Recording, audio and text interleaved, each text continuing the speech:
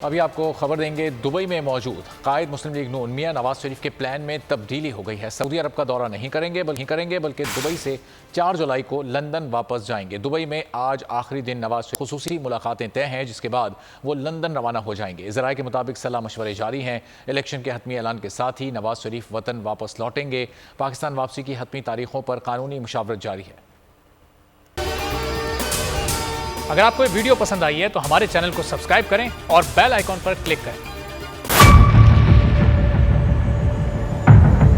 बड़ी ईद की खुशियों में बोल ने दिया अपने अवाम का साथ। अवामी शिकायत पर बोल ने उठाई आवाज।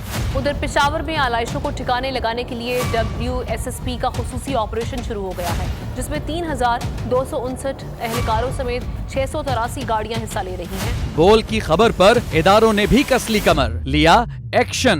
लाहौर में मुख्तलिफ मकामात पर आलाइशें जो है वो हमें सड़कों पर दिखाई दे रही थी, लेकिन उसके बाद जो LWMC है उनका अमला जो है वो उसके बाद फील्ड में निकला और उसके बाद आलाइशों को हटाने का सिलसिला जो है वो शुरू कर दिया गया, क्योंकि बोल है पाकिस्तान का नंबर 1 न्यूज चैनल। सब्सक्राइब करें और बेल दबाएं ताकि कोई खबर रह न जाए।